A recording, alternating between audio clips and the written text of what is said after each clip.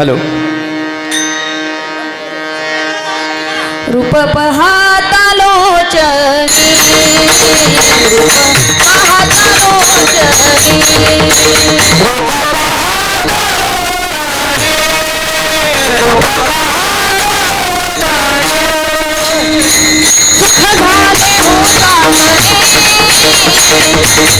झाले होता मनी, झाले होता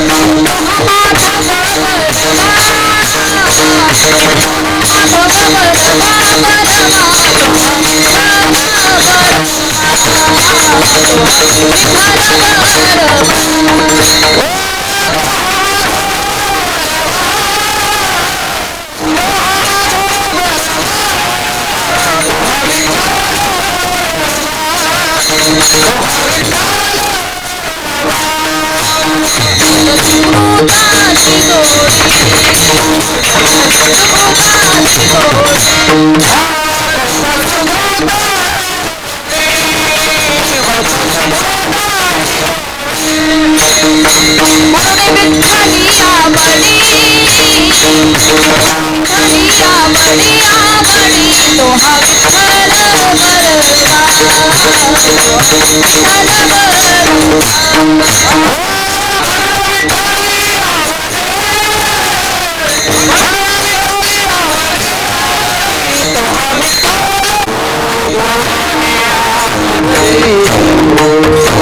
Yeah.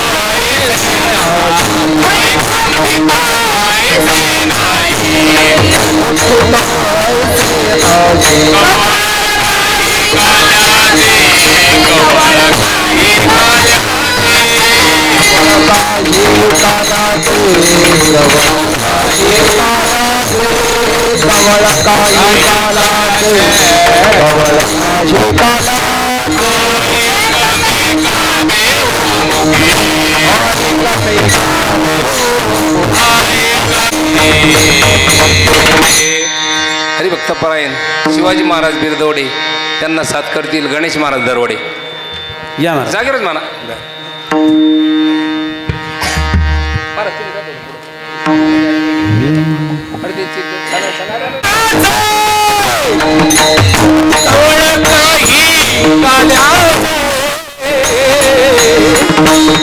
काही काल्याच काही काही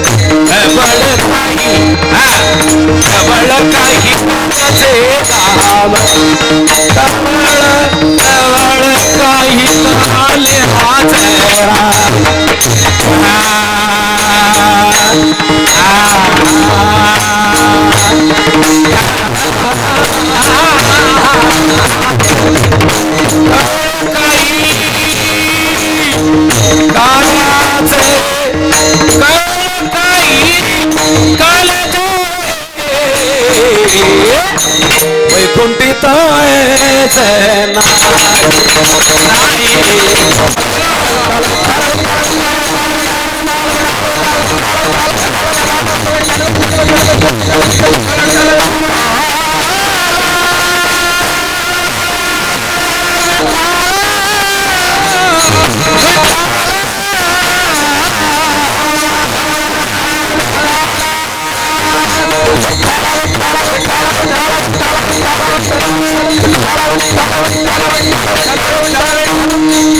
विठ्ठल विठ्ठल विठ्ठल विठ्ठल विठ्ठल विठ्ठल विठ्ठल. चला पटकन चला पंक्तीवाल्याचे मालक. अरे ते मोटरसायकल बदलेल पोरग बाहेर आहे करते ते काय सगळं भेटून त्याची कधी. सर्वांना विनंती आहे, एवढा मोठा कार्यक्रम चालू आहे. हा कार्यक्रम आपला सगळा YouTube वरती जाणार आहे. आपण आपल्या गावाचं नाव चांगल्या प्रकारचं रोशन केलेलं आहे.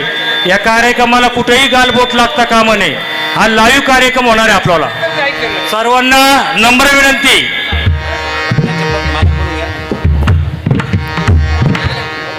पहिली जी पंगत आता जी पंगत घातली ना काल्याची त्यांचे जे काही पहिली पण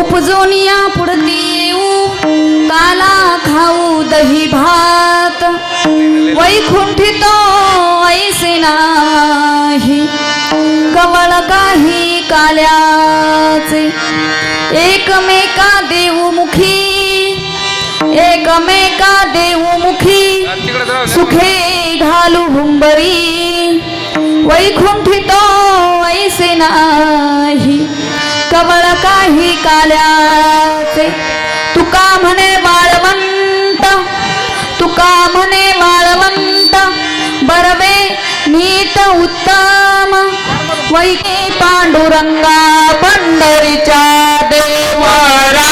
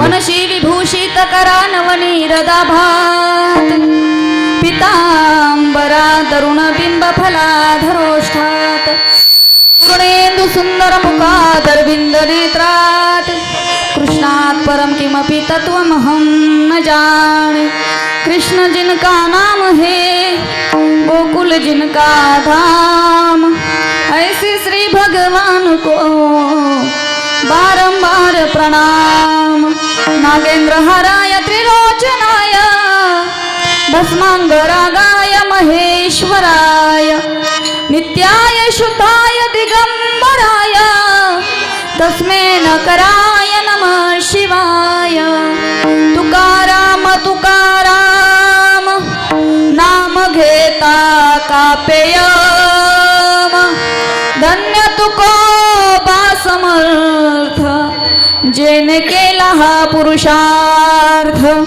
नमो ज्ञानेश्वरा नमो ज्ञानेश्वरा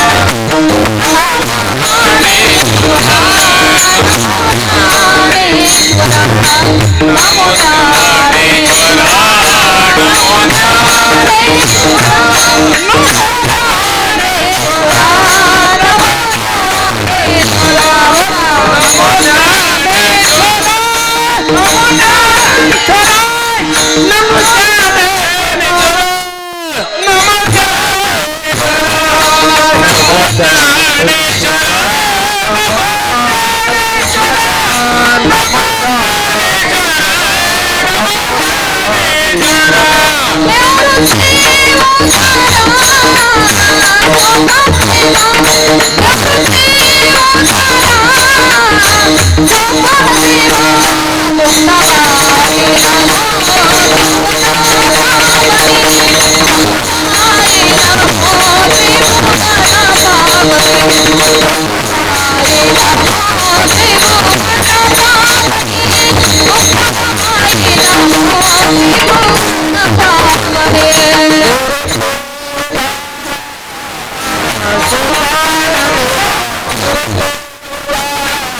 सागर ज्या गावामध्ये येऊन राहिला अशी ही तुमची पुण्यभूमी आणि आता आमची सुद्धा झाली आणि या गावामध्ये 7 दिवस आपण भगवान सोमेश्वरांच्या चरणी श्री शिवमहापुराण कथा ऐकली.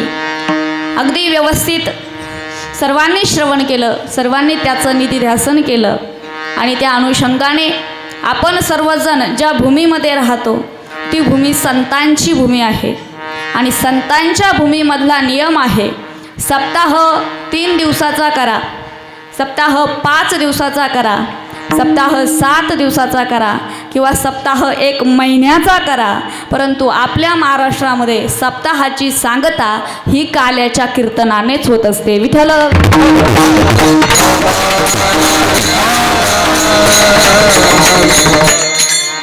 आणि म्हणून आज आपल्याला काल्याचं कीर्तन करायचं आहे.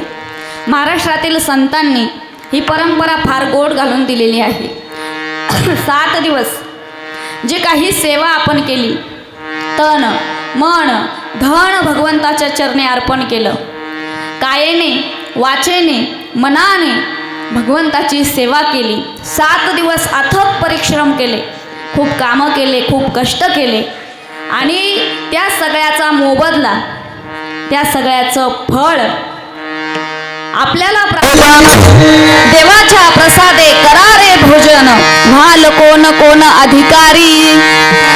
काला म्हणजे देवाचा प्रसाद आहे आणि इथे कोण कोण अधिकारी व्हाल, म्हणून देवाच्या प्रसादाने भोजन करा. काला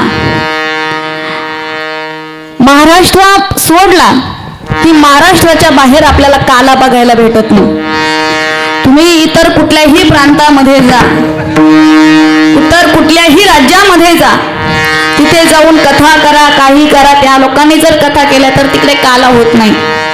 काला हा फक्त महाराष्ट्रामध्ये होतो. काला हा फक्त ज्ञानोबारायांच्या, तुकोबारायांच्या भूमीमध्ये होतो आणि काला हे फक्त आपल्याला संत मंडळी देत असतात. म्हणून आपण हा काला ग्रहण करायचा. कुठं निघाले? काल्याला. आज सगळेजण मस्त नटून थटून सजून अगदी मिरवणुकीमध्ये निघाले. एखाद्याने विचारलं आज काय?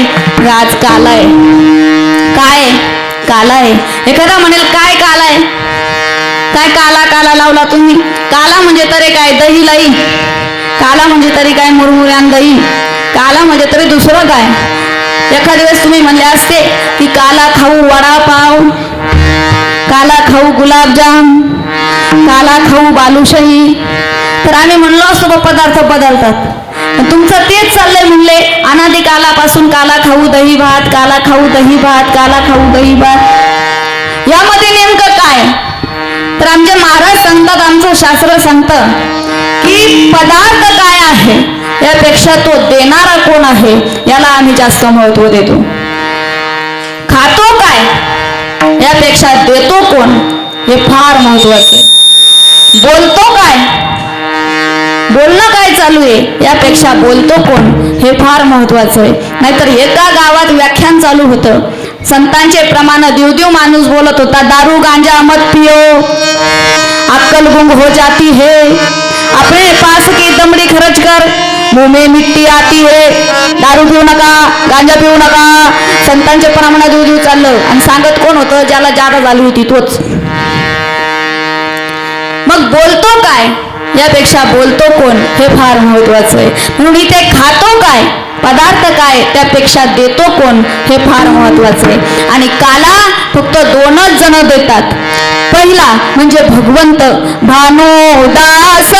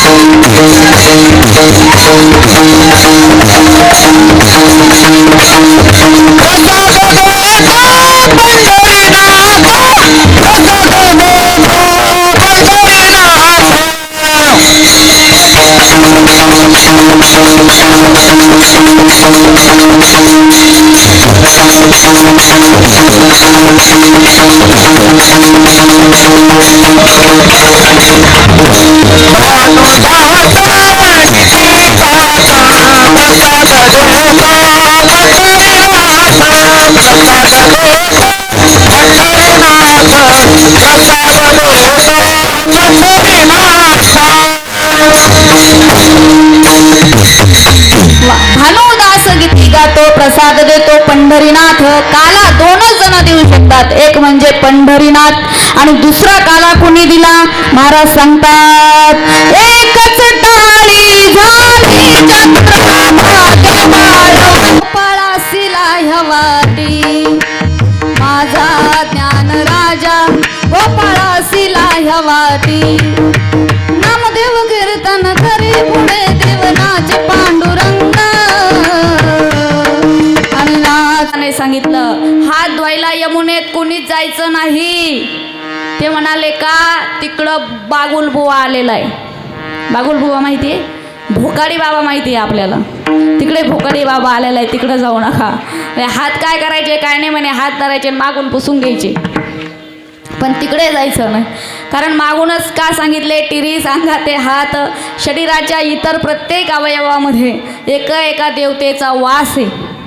दुसरीकडे हात पुसले तर तिथं तरी खायला भेटल, फक्त तेवढीच एक जागा आहे का तिथं कोणतीच देवता राहत नाही आणि म्हणून तिथे हात पुसायला लावले. पण काला देवादिकांना नाही, काला कुणालाही नाही. कालाचा अधिकारी फक्त ज्याचा कलियुगामध्ये मनुष्य योनीमध्ये जन्म झाला त्या सगळ्यांसाठी हा काला आहे आणि म्हणून हा काल्याचा उत्सव आहे. महाराज सांगतात काला एवढा मोठा आहे, काल्याचा अर्थ एवढा व्यापक आहे. हा काला म्हणजे केवळ दहीलाही नाही तर जीवाचं आणि शिवाचं असणारं ऐक्य आहे. काला म्हणजे परमार्थाची सर्वोत्कृष्ट कळस आहे. काला म्हणजे आनंदाची प्राप्ती आहे आणि म्हणून महाराज सांगतात हा काला आम्ही सेवन करू. अहो आमचा एक जन्म जरी संपला तरी सुद्धा काला खाण्यासाठी आम्ही पुन्हा जन्म घेऊ. म्हणा पहिलं चरण.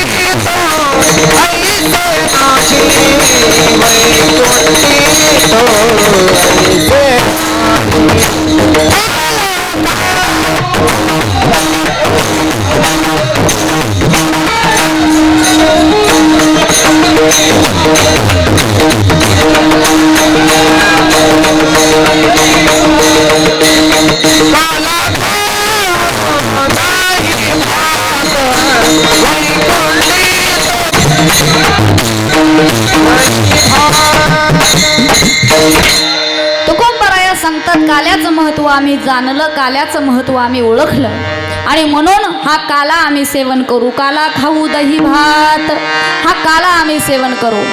हा काला खाताने याचा रस असा आहे, याची अनुभूती अशी आहे की कितीही जरी खाल्ला तरी सुद्धा मनाची तृप्ती याने होत नाही. तुका म्हणे पोट धालेची न धाये आणि खादलेची खाये आवडीने. सतत त्याची मागणी करतात, तृप्ती होत नाही. महिला मंडळी झोपल्या का काय? झोपू नका, दुपारीच डुकल्या घेऊ राहिल्या, त्यांना झोप या येऊ राहिल्या डायरेक्ट. मी काय जास्त वेळ घेणार नाही, मला पण लई लांब जायचं. आपल्या नियोजित वेळेमध्ये पार पाडायची सेवा. ऐका, लोणचं मालक रानात निघाले. हिने भाकरी पोळी भाजी बांधून दिलं आणि त्याच्याबरोबर लोणच्याची फोड दिली. शेतामध्ये तीही गेली, दोघंजण गेले आणि 2 लोणच्याच्या फोडी घेऊन गेले. जेवायला बसले. जेवता लोणच्याचा सगळा गर संपला, त्याचं सगळं खाऊन झालं. फक्त आता त्याचं तेवढं जे आपण भाग फेकून देतो तेवढा शिल्लक राहिला. पण ते लोणचं खाण्यापासून तृप्ती माणसाची लवकर होत नाही. पाण्यात बुडवतो, परत ओढितो, पाण्यात बुडवतो, परत ओढितो, पाण्यात पार त्या लोणच्याचा चोथा करून टाकतो तरीसुद्धा तृप्ती होत नाही. पाण्यात बुडबुडू खायचं काम चालू असतं. हा जो काल्याचा रस आहे, हा जो काल्याचा अनुभव आहे, तुकोबराया म्हणतात याने तृप्ती होत नाही. मग म्हणाले उपजवून या पुढती येऊ, आम्ही पुन्हा या ठिकाणी जन्माला येऊ, पुन्हा इथे जन्म घेऊ आणि पुन्हा आम्ही हा काला सेवन करू. आता जन्म मरणाचं दुःख किती आघात आहे, किती कष्टप्रद आहे, किती महान दुःख आहे. जगामध्ये अनेक दुःख आपण भोगतो. आपल्याला वाटतं हे दुःख मोठं आहे, ते दुःख मोठं आहे, पण सगळ्यात मोठं दुःख जन्माला यायचं आणि मरायचं आहे. किती वेळा जन्माला यायचं आणि किती वेळा मरायचं. पुनरपि जननम पुनरपि मरणम पुनरपि जननी जठरे शयनम इह संसारे खलु दुस्तारे कृपया पाहे तूही मुरारे. जन्म मरण एवढं सोपं नाही. पुन्हा जन्मायचं मरायचं, जन्मायचं मरायचं, जन्माचं मरायचं. महाराज म्हणाले एवढी अवघड प्रक्रिया असून सुद्धा तुम्ही पुन्हा जन्म घेणार असं का म्हणता? मग असं करा ना, ज्या ठिकाणी तुम्ही राहता, ज्या ठिकाणी तुमचा वास आहे, ज्या ठिकाणावरून तुम्हाला एवढ्या लांब येण्याचं करायचं आहे, असं करा ना, ज्या ठिकाणी राहतात तिथेच काला करा. महाराजांनी सांगितलं, तुम्ही भाग्यवान आहात की तुमचा जन्म मृत्यूलोकात झाला. तुम्ही नशीबवान आहात की तुमचा जन्म मृत्यूलोकात झाला. तुम्हाला इथे भजन करता येतं, तुम्हाला इथे टाळी वाजवता येते, तुम्हाला इथे कीर्तन कथा ऐकता येतात, तुम्हाला इथे काला खाता येतो. पण ज्या ठिकाणी आम्ही राहतो त्या ठिकाणी टाळी वाजवता येत नाही.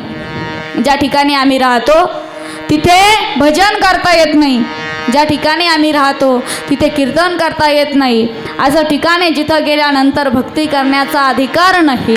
अधिकार आहे तो फक्त मानवी योनीला आणि याच शरीराला. आम्ही जिथे राहतो तिथे काला होत नाही. महाराज तुमच्या राहण्याचं ठिकाण, महाराज म्हणाले आम्ही राहतोय वैकुंठामध्ये, पण वैकुंठामध्ये काला होत नाही. म्हणा दुसरं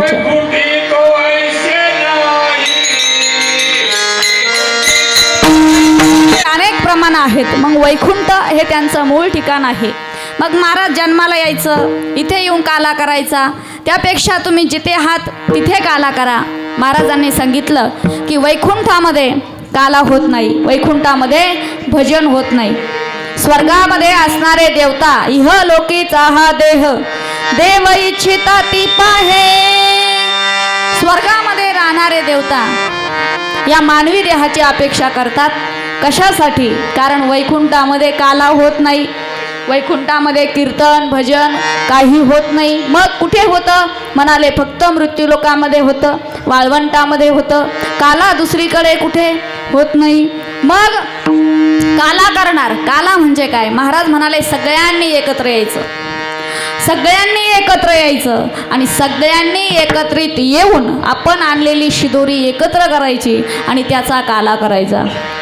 हा काला सुद्धा आपल्या गावातील प्रत्येकाचा फूल नाही फुलाची पाकळी या काल्याला लागलेली आहे. सगळ्यांनी एकत्र येऊन करायचा तो काला, त्याची अनुभूती घ्यायची, त्याचा आनंद घ्यायचा. महाराज जन्माला येणार, पुन्हा काला करणार, एकटेच खाणार का? महाराज म्हणाले आमचा संप्रदाय अप्पलपोटी संप्रदाय नाही आहे. आमचा संप्रदाय अप्पलपोटी संप्रदाय नाही. आमचा संप्रदाय कानफुक्या संप्रदाय नाही. आमचा संप्रदाय उघडा आहे. आमच्या संप्रदायाचा देवसुद्धा उघडा, आमच्या संप्रदायाचा गुरुसुद्धा उघडा, आमच्या संप्रदायाचा मंत्रसुद्धा उघडा. आमचा संप्रदाय सगळ्यांसाठी खुला आहे. आम्ही काय अप्पलपोटी नाही बाबा. मग म्हणाले आम्ही काला करू. आम्ही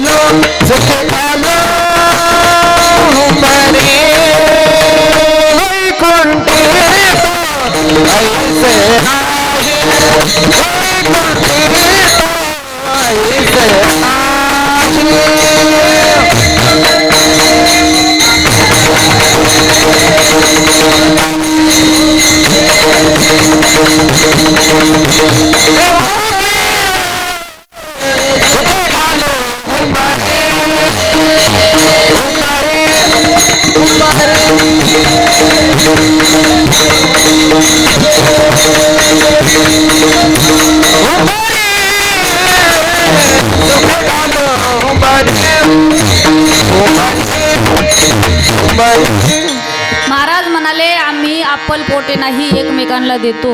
एकमेका सहाय्य करू, अवघे धरू सुपंथ. एकमेकांना सहाय्य करणारा आमचा वर्ग आहे.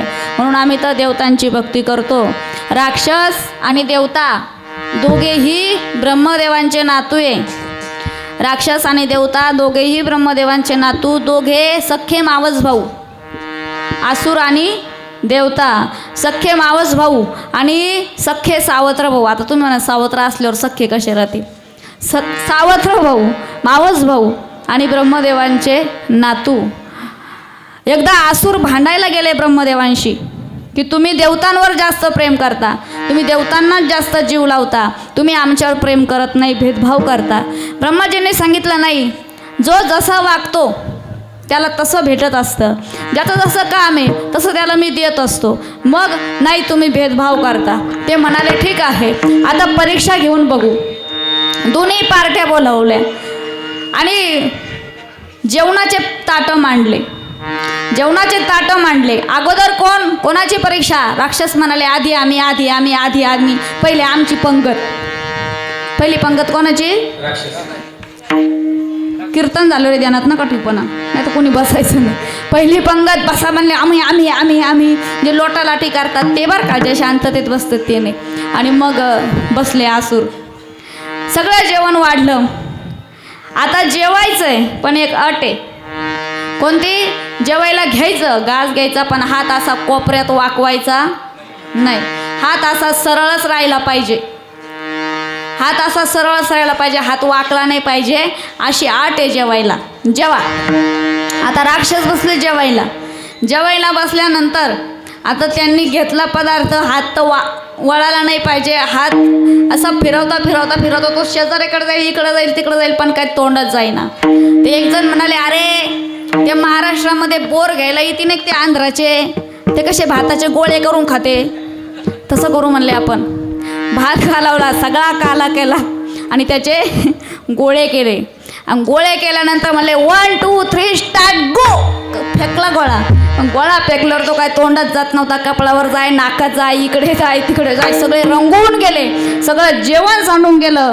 जेवणाचा टायमिंग संपून गेला, पण काय खायला भेटलं नाही. ब्रह्माजी म्हणाले टाईम अप, गेट अप आणि गेट आउट. उठा. आता देवता बसवले. हे म्हणाले आम्ही जातो, पण आम्हाला पाहू द्या. आता हीच अट यांच्यासाठी ठेवा, हे काय करतात बघू. पुन्हा ताटं मांडले. पुन्हा देवता जेवायला बसले आणि आसूर इकडं उभे. तीच अट त्यांना दिली की पोटभर जेवा, जेवढं खायचं तेवढं खा, पण हात असा कोपऱ्यात वाकला नाही पाहिजे. आणि पंक्ती बसल्या, समोरून पंगत आली, कोण पंगत, पदार्थ वाढलेले, करा म्हणाले. सुरू झालं. आणि देवता एक क्षणभर स्तब्ध झाल्या. आणि मग ते देवता होते त्यांनी लगेच घास घेतला. हात कोपऱ्यात वाकला नाही पाहिजे, घास उचलला आणि समोरच्याच्या तोंडामध्ये घातला. आणि समोरच्या देवतेने घास उचलला, अलीकडच्या तोंडामध्ये घातला. एकमेका देवमुखी, एकमेकाच्या मुखामध्ये घालू, एकमेकाला खाऊ घालू. तुकोबराय म्हणतात त्याच पद्धतीने आम्ही सुद्धा काला एकटे खाणार नाही. मग अशी बाही मागं सारू. एकमेका ती मुखी नाही बरं का, तर आपल्याला दुसरीच आठवायची. तुकोबराय म्हणतात आम्ही सुद्धा काला घेऊ, एकमेकाच्या मुखामध्ये काला देऊ आणि सुखे घालू हुंबरी. आता हुंबरणे, शेतकऱ्याला हुंबरणे शब्द काही नवीन नाही. कडक उन्हाळा झाला. कडक उन्हाळ्यानंतर पावसाचं शेतकरी आतुरतेने वाट पाहतो. आणि शेतकरी आतुरतेने वाट पाहत असताना जेव्हा पहिल्या पावसाचे थेंब जमिनीवर पडतात आणि पहिल्या पावसाचे थेंब जमिनीवर पडल्यानंतर शेतकरी शेतामध्ये राहत असतो. ते बैल घेऊन जेव्हा घरी निघतो, पहिला थेंब पडला की हा बैलांना सोडून देतो. बैल असे शेतामध्ये जातात आणि आपल्या शिंगाने अशी जमीन उकरतात आणि मोठ्याने हुंबरतात, आनंद व्यक्त करतात. तसे महाराज म्हणाले आम्ही काला एकमेकाला देऊ, आनंद व्यक्त करू. पण महाराज इथे आले तुम्ही, काला करणार कुठे? काला करण्यासाठी ठिकाण कोणतं? म्हणा शेवटचं चरण.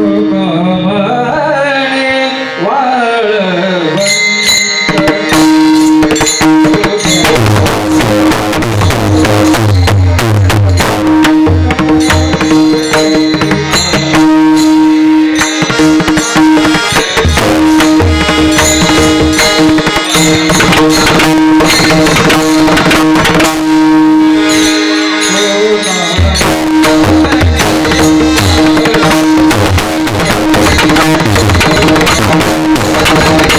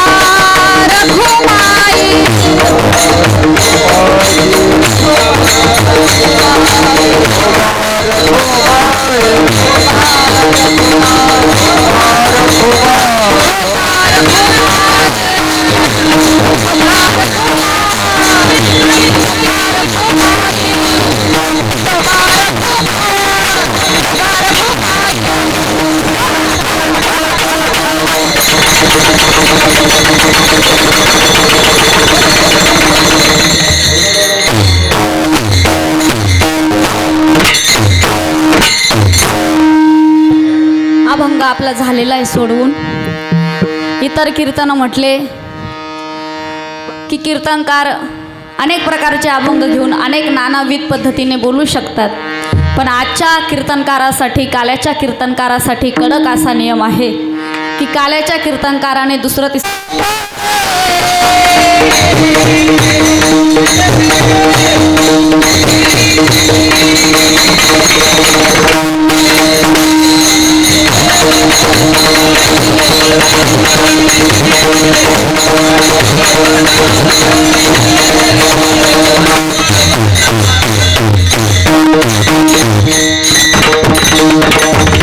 काल्याच्या कीर्तनकाराने दुसरं तिसरं काही बोलायचं नाही म्हणले त्याला मर्यादा हे चरित्र ते उच्चारावे.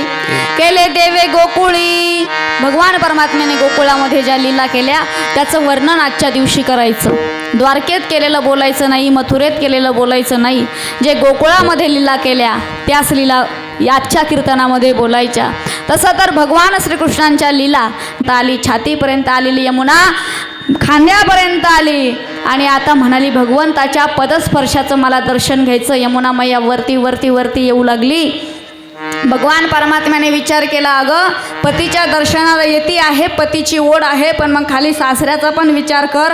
नाका तोंडात जर पाणी गेलं तर कसं व्हायचं. पण ती म्हणाली नाही, दर्शन मला पहिलं घ्यायचं. भगवान परमात्म्याने आपला पाय त्या टोपलीच्या बाहेर काढला आणि या भूतलावर यमुनेला पहिलं दर्शन दिलं आणि भगवान परमात्मा गोकुळामध्ये गेले. तिथे गेल्यानंतर योग माया उचलून नेली. भगवान परमात्मा तिथे थांबले. वसुदेवजी निघून गेले. इकडे दुसऱ्या दिवशी सकाळी नंदाची बहीण सुनंदा, जिला यशोदेच्या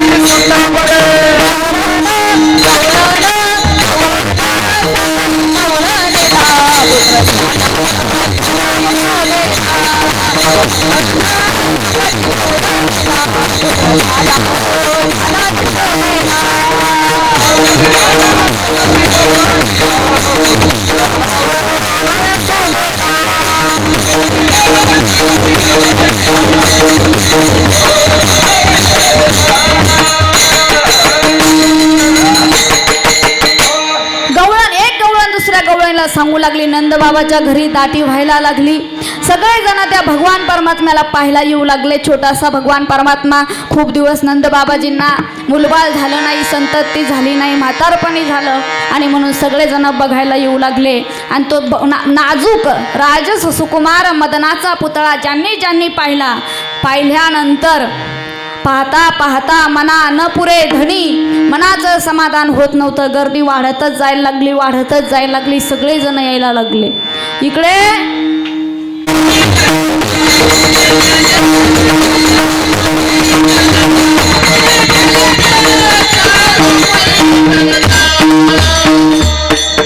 पुतणेने सुंदर प्रकारे शृंगार केला. सुंदर प्रकारे शृंगार केला आणि पुतना भक्ता राखे पायापासून दुर्जनासी संवारी घेऊन या चक्रगदा हाची धंदा करीतो. म्हणाले मी धंदा करायला आलो, पहिलंच गिराईक मागं पाठवायचं नाही म्हणले, अजिबात जमायचं नाही. देवाने रडायला सुरुवात केली. हे भगवान परमात्मा मोठ्यानं रडायला लागलं. ती म्हणाली ए यशोदा काय खोटं बोलती, तो पाय ना जागाचे. यशोदेला धक्का दिला, पळत निघाली देवाकडे. जशी जशी पुतना जवळ येऊ लागली तसे तसे भगवंताला पुतनेचा आभास झाला. भगवंताने आपले डोळे बंद करून घेतले. पुतनेला पाहून देवाने डोळे बंद केले. त्याचं कारण आहे की पुतना ही बालघातिनी आहे. कंसेन प्रहिता घोरा गेले. महादेवांना आतल्यात व्हिडिओ कॉल लावला. हॅलो, मला फक्त दही दूध माखन खायचंय, हे विष असेल ते तुमचं तुम्ही घ्यायला तुम्ही या. डोळे बंद करून महादेवांना हाक मारली. दुसरं आणखी कारण आहे, भगवंताच्या उदरामध्ये अनंत ब्रह्मांड वास करतात. अनंत ब्रह्मांडे उदरी, अनंत ब्रह्मांड आहे त्याच्या उदरात. अनेक जीव, अनेक सृष्टी त्याच्या उदरात आहे. जर ते विष भगवंताने ग्रहण केलं तर आपलं काय होईल या विचाराने सगळे जीवाला भीती वाटायला लागली. सगळेजण घाबरले. म्हणून भगवान परमात्म्याने डोळे बंद केले. घाबरू नका, तुम्हाला काही सुद्धा होणार नाही. आधार देण्यासाठी डोळे बंद केले. पुतना आली. पुतना आल्यानंतर पुतनेनं तो भगवान परमात्मा पाहिला. त्याचं ते सुंदर स्वरूप पाहिलं. एवढा छान एवढा सुंदर दिसत होता. पुतण्याच्या मनामध्ये विचार आला. पुतना म्हणायला लागली, तेरा किसने किया श्रृंगार सावरे, तेरा किसने किया श्रृंगार सावरे, लगे प्यारा सा दीदार सावरे, तेरा किसने किया श्रृंगार सावरे. एवढा सुंदर तुला कोणी सजवलं, एवढा सुंदर दिसतो. ज्या कामासाठी आली ते कामच विसरून गेली. पण थोड्या वेळाने जेव्हा शुद्धीमध्ये आली, रागाने त्याच्याकडे पाहायला लागली. ही पुतना दुसरी तिसरी कोणी नाही. ही पुतना ज्या बळीराजा महिला मंडळी म्हणत असतात, इडापिडा जावो आणि माझ्या भावाला बळीचं राज्य येऊ. नंतर महाबळ भट अनेक राक्षस भगवान परमात्म्याने कंसाने भगवान परमात्म्याला मारण्यासाठी पाठवले आणि भगवान परमात्म्याने सगळ्या राक्षसांचा वध केला. भगवान परमात्मा आता थोडेसे मोठे झाले आणि भगवान परमात्म्याने रांगायला सुरुवात केली. तळवे तळ हात टेकीत, डाव्या गुडघ्याने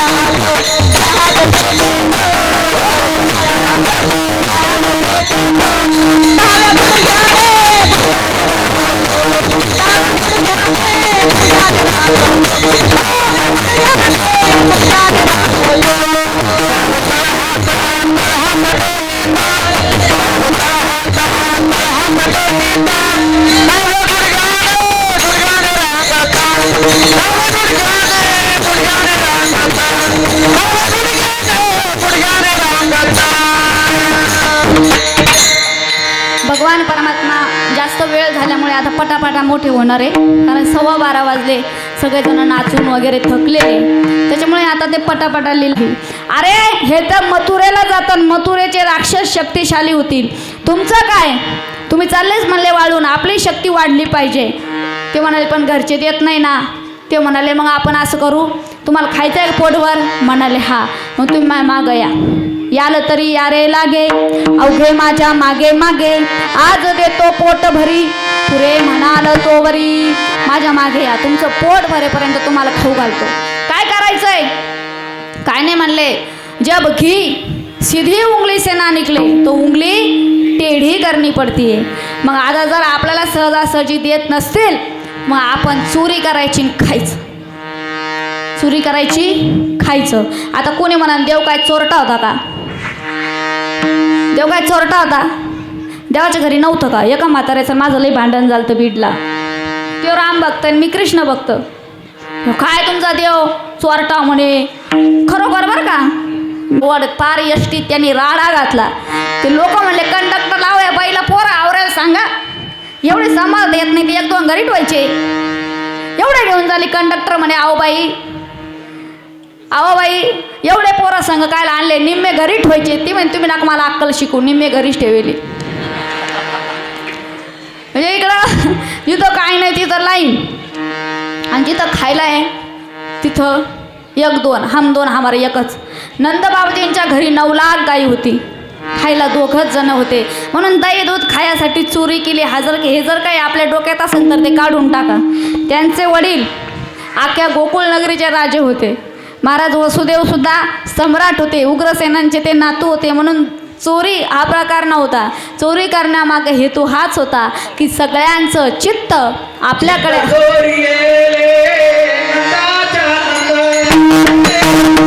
टांगलेले, आपण खडे मारून पाहिजे. महाराज मोकळं मडका असलं, हा आणि भरेला असलं तर मोकळं असलं टांग टांग वाजन, भरेला असलं तर बटाक वाजन. आणि त्याच्यावरून आपण कळून घ्यायचं म्हणाले कोणत्या मडक्यात दही दुधे. मग ते म्हणाले काठी, म्हणले मडका फोडायला. ते म्हणे गवळण आली. मग ते म्हणे मग सराटे टाकायचे, तिच्या पायात काटे भरण. ते म्हणे ती चपला घालून आली. मग ते म्हणे मग माती टाकायची तिच्या डोळ्यात आणि ती गोगल लावून आली. मग याला काढून टाका रे म्हणले आपल्या टीममधून, सप्ताह करायचा आहे आणि वर्गणी होईन का आणि लोक येतील का, पंक्ती होतील का, लय पंचायत केलं का मग अवघड होऊन जातं.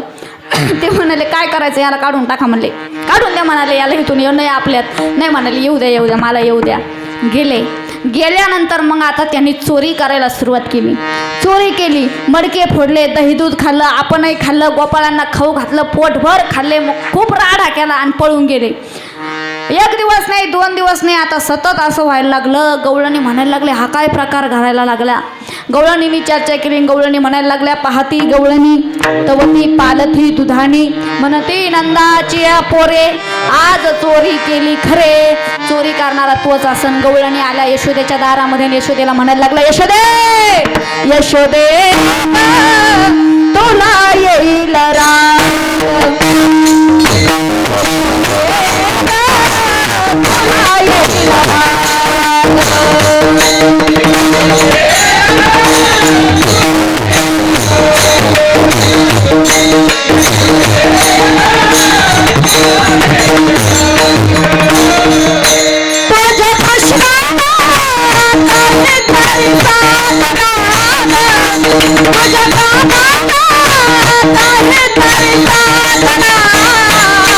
यशोदे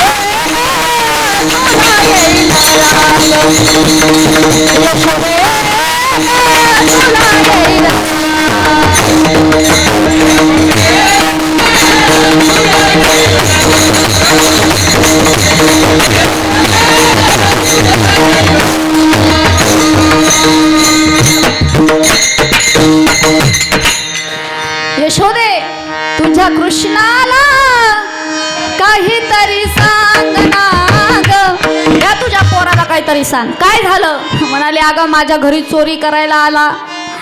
चोरी करायला आला, दारी झोपला होता माझा म्हातारा. चोरी करायला आला, दारात आमचा म्हातारा झोपलेला होता. त्यानं चोरी केली, मडकं घेतलं आणि म्हाताराच्या डोक्यात घातलं. म्हातारा थोड्यावरून वाचला. दुसरी म्हणाली बाई मी तर तुला काय सांगू, यानं काय केलं. मी एवढी भारी रांगोळी काढली, म्हणलं आज मिरवणूक निघायची गावात, अशी भारी रांगोळी काढली, अशी भारी रांगोळी काढली ना आलं तो पोरग अष्टदळ काढिले अंगणी, वरी मुते चक्र पाणी. रांगोळी काढली, माझ्या रांगोळीवर येऊन त्याने कार्यक्रम करून दिला, सगळी रांगोळी वाहून गेली. तिसरी म्हणली बाई आता मी याचं काय सांगू, दही दूध माखन खाल्लं आणि सुनेच्या तोंडाला चुळून दिलं आणि सासूच्या तोंडाला चुळून दिलं आणि गेला पळून. दोघे उठल्या, सुनबाई दही दूध कोणी खाल्लं. आता सुन म्हणते हिचंच तोंड भरेल, हिनंच खाल्लं मला इच्छरती. आणि सासूनं जेव्हा सुनाकडे पाहिलं, सासूची जेव्हा सटकली, सासू म्हणाली का ग त्या पोराचं नाव घेतीन, पोराच्या नावाखाली तूच खाती. ती म्हणली आत्याबाई मी नाही खाल्लं. ते म्हणाले तोंड बाय आरशात. ती म्हणली चला दोघी संगच पाहू. दोघींनी तोंड पाहिलं, दोघीच्या तोंडाला लावून दिलं, खोड्या करायला लागल्या. एक गवळण होती ती जरा शाजूक होती. ती म्हणाले काय आईच्या मागल आपला, तिथून डोकून पाहतो डेअरिंग असन तर आपल्या घरी येऊन दाखव, आपल्या घरी चोरी करून दाखव. कृष्ण म्हणले पेंद्या कोण रे. पेंद्या म्हणे शांताबाई. शांताबाई शांताबाई कुठं राहती.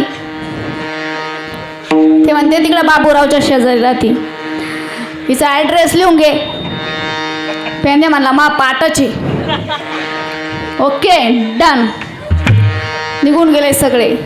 आता शांताबाई घरी गेली ॲटिट्यूडमध्येच. खाल्लं पिल्लं आणि शांताबाई झोपली. शांताबाईचा म्हातारा आणि शांताबाई झोपले. हे निम्म्या रात्रीच तिच्या घरी टोळी दही दूध खाऊन बिऊन मोकळे झाले.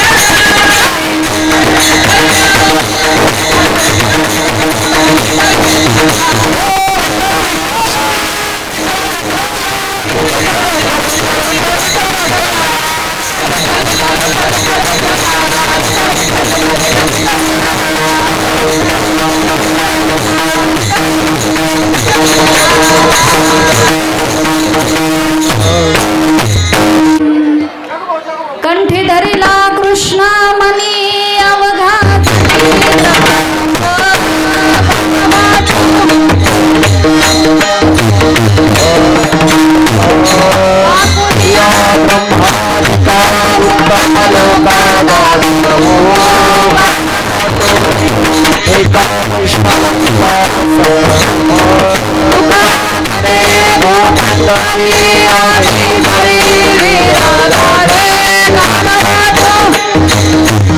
वैष्णवनिका संभ्रम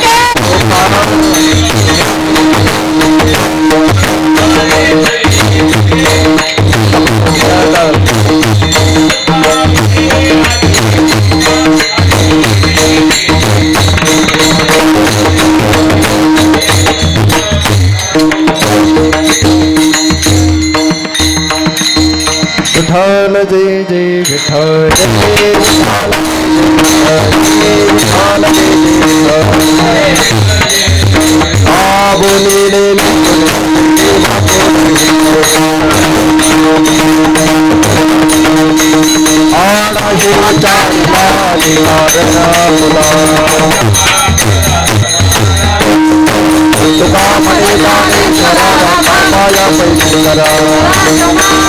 तुका